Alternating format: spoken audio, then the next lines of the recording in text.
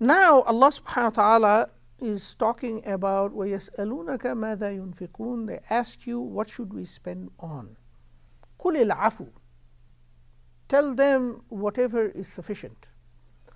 So just so you understand, this ayah is actually one of those very deep ayahs.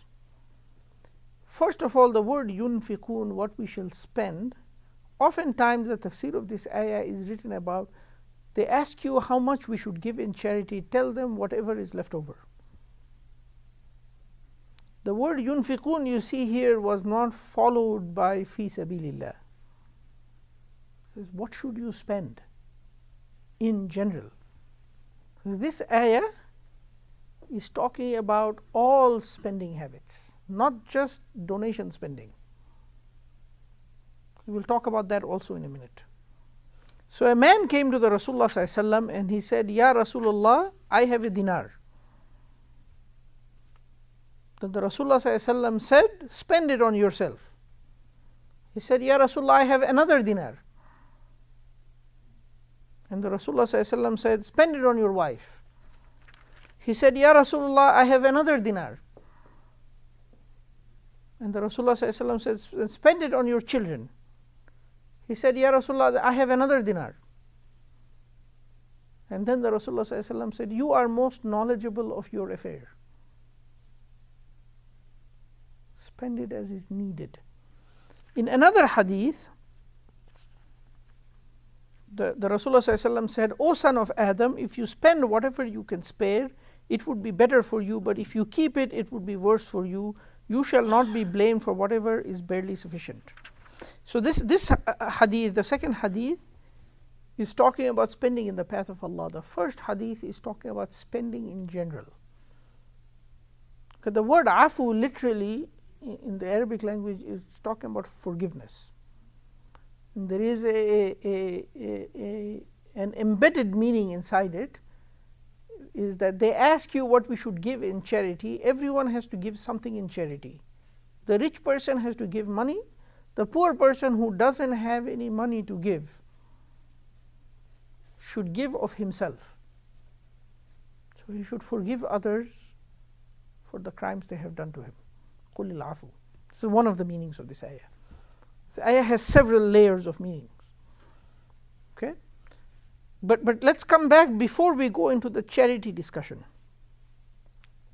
Let's talk about the concept of spending and how to spend in general. Okay? So oftentimes you have heard this term called the consumer economy. Have you heard this term? What does this mean? Versus an industrial economy or an investment economy. So think for yourself, ask yourself this question. What is the best or the most famous corporation of Germany or of Finland versus what is the best or the most famous company in America, most profitable ones? So you will notice a very interesting difference.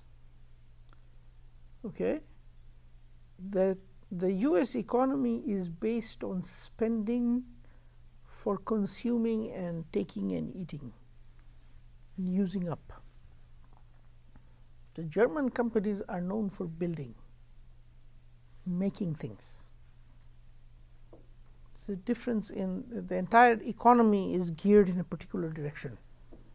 Although neither of these statements is completely true only in one way. So there's overlap. So there is a philosophy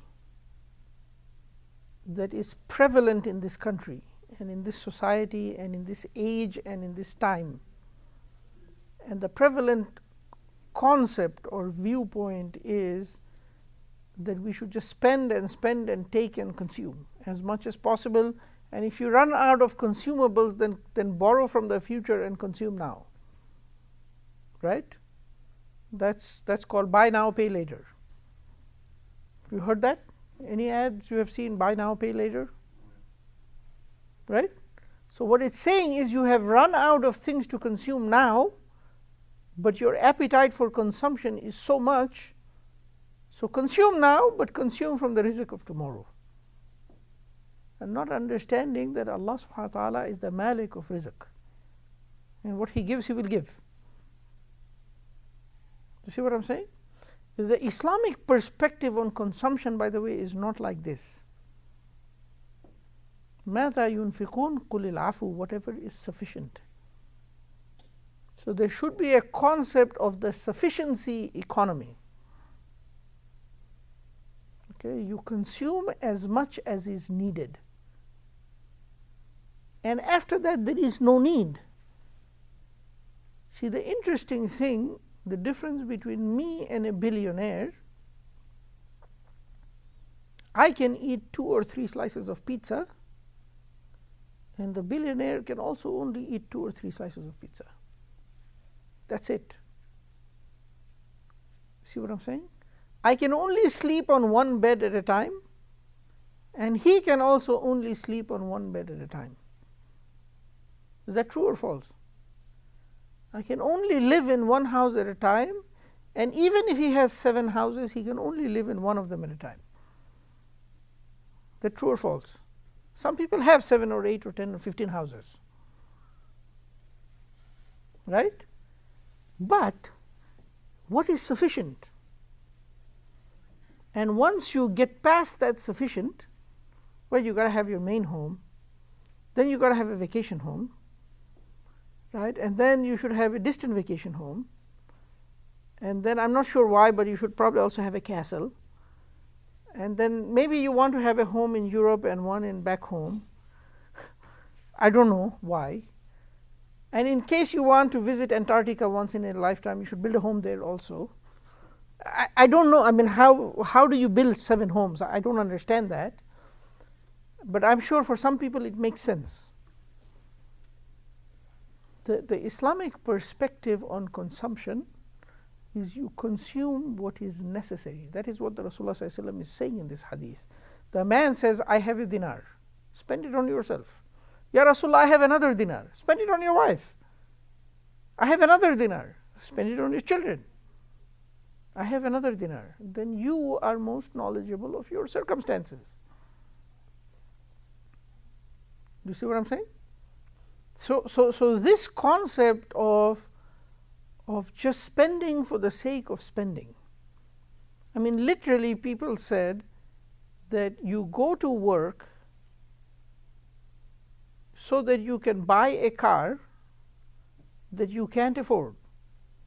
So you can go to the work and buy things in your home that you cannot enjoy because you are at work. Yes or no? How does that make sense? This is the lifestyle for a large number of human beings on earth. They're living like this. And this is not the Islamic perspective. When is enough? At what point do you say this is enough? I don't need more money. Right? So there is a story, it goes like this. There was an aid worker from the World Bank came to visit Bangladesh. So he visited Bangladesh, and he's visiting at around 12 o'clock in the afternoon. He's going through the village, and he sees that there is a farm. There's some land that has been half plowed, and there's a farmer lying down under the tree sleeping. Right? So the aid worker got very angry. The World Bank guy, he goes, hey, wake up. So the guy woke up, what? Why are you sleeping here in the middle of the day?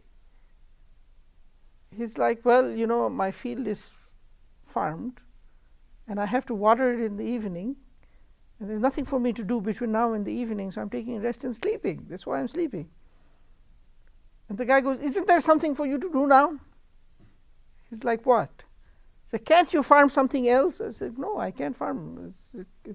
The sun is above my head. I cannot farm at this time. He said, can't you like make something and sell it somewhere? He's like, I could, but what would be the point of that? He's like, so you could make it and make some money. And he said, and what would I do with the money? He said, you would buy things. And they say, and what would I do with those things? He said, you would rest with them. It's like, what do you think I'm doing now?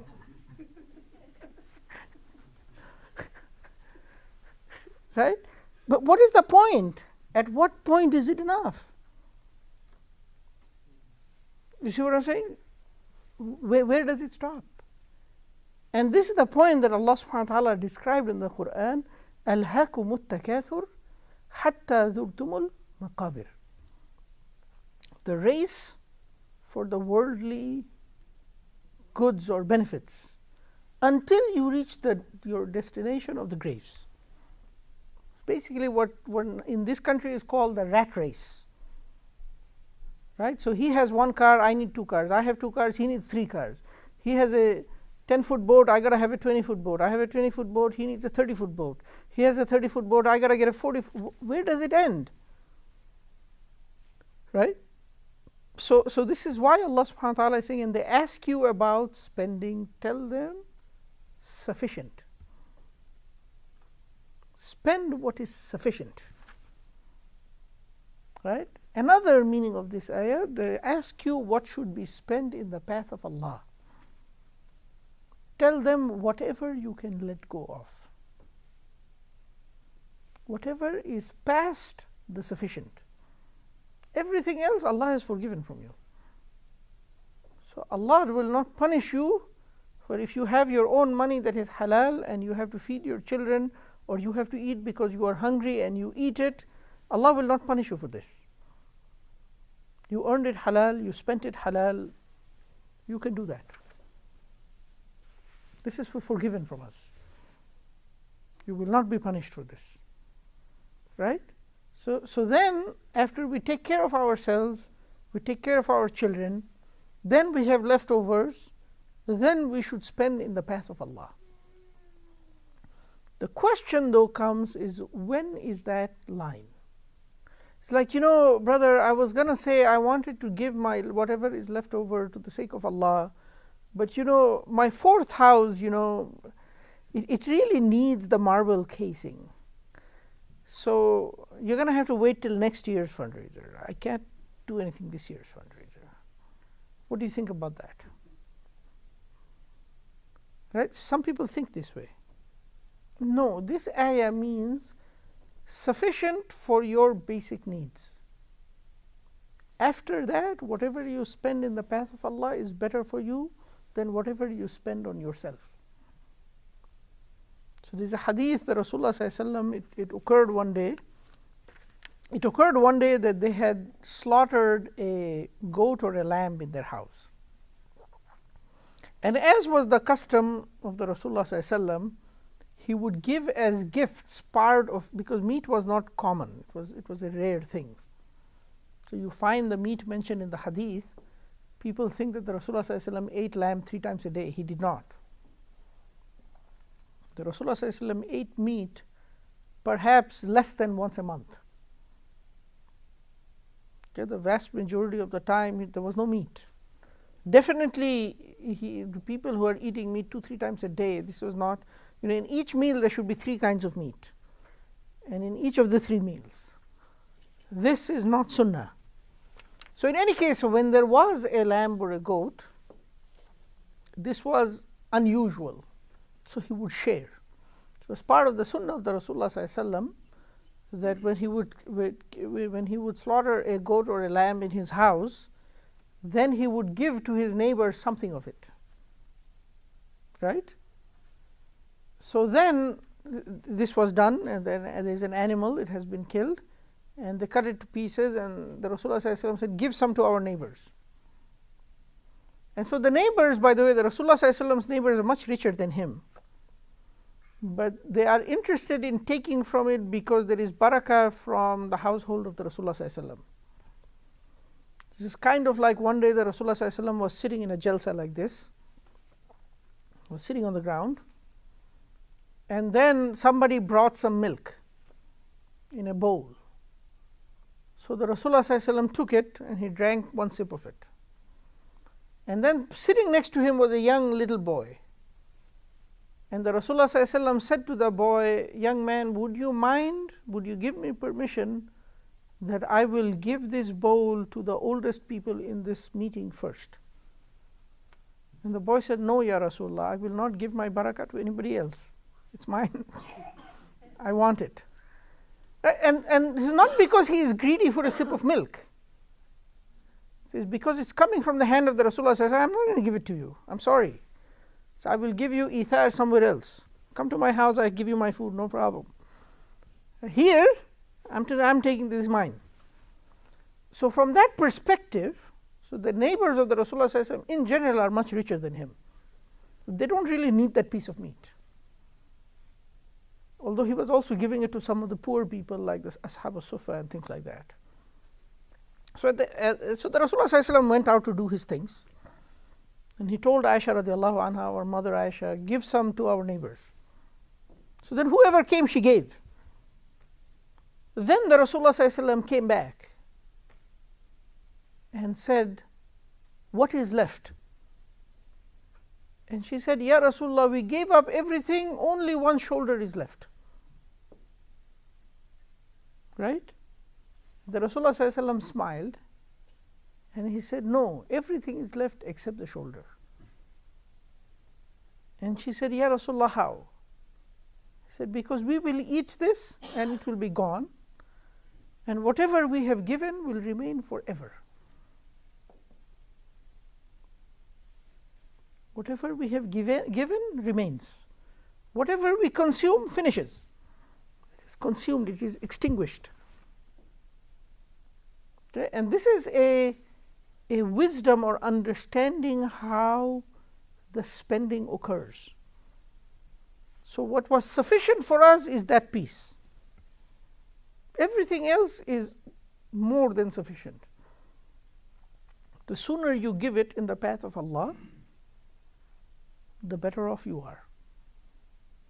Now, most human beings are not at this level. Most humans are like, okay, I have sufficient and a little bit more and a little bit more to feel good. But somewhere along the line, the person should say, okay, the line has been reached. I really don't need a fourth car or a third car. Do I really need a Humvee? Do I really need this, that, or the other? Do you see what I'm saying? Do I really need a $100,000 car? Do I really need a $48,000 car? Right? Some people say, no, I really need that. How? Right? So the sooner we get into a less dependent, less materialistic lifestyle, the better off our life will be. So this is what the Quran is saying, whatever is sufficient, past that you donate. Now one of the things this ayah does not mean, you give to Allah the useless, worthless trash from your house. Allah does not want those. Okay. In fact, Allah subhanahu wa ta'ala says in the Quran, لَن تَنَالُوا الْبِرَّ حَتَّى تُنْفِقُوا مِمَّا تُحِبُّونَ. You will never acquire piety until you spend for the sake of Allah what you love the most. The person who wants to, and this is a true story, this happens here, because we were trying to collect old clothes to give to the poor people, and people thought we had signs that says, please do not drop your junk here. So the person gives us his worthless mattress, fi sabilillah. Okay? Nobody wants your old mattress. Please, for the sake of Allah, don't give it to us. We don't want it. Okay? So they bring it and we tell them, don't. Then when we turn back, they come and drop it again. And it became so bad, by the way, we had 7 or 8 mattresses dropped here. Is that true? And we had to pay $20 per mattress to have it thrown. So not only this person not donate, this person did a negative donation. He made us pay for his trash cleaning services. He made the masjid pay for it. So this mindset has to change. Be ashamed, O servant of Allah, from giving to your Lord that which you would be ashamed to give in front of anybody else. be ashamed. Give to your Lord what you love, what is good. By this, by the way, this statement, I don't mean if somebody is so poor he can only give 5 cents, he should not be ashamed of giving this 5 cents to Allah. Allah wants it, and Allah is appreciative of it, and Allah will reward him for it. So this is precious to him. You see what I'm saying? Of course, you understand Allah owns more gold than is on this earth. Allah really does not need your gold. Allah owns more silver and Allah owns more diamonds, right, than exists in this entire earth. So Allah does not need any one of these things. However, Allah wants from you and me that which is precious to us. So happens in some societies or most societies, gold is precious. Then you give the sadaqah from the gold. Right? There could be a society where gold is worthless. I don't know of such a society, but there could be one. In theory, I'm saying. Right? But in that society, then giving this has no value. The value comes from here, the heart. That's what it's about. Right? So this ayah does not mean give your trash to Allah. Qulil afu does not mean give your worthless things. It means give past your necessities being met. Does that make sense?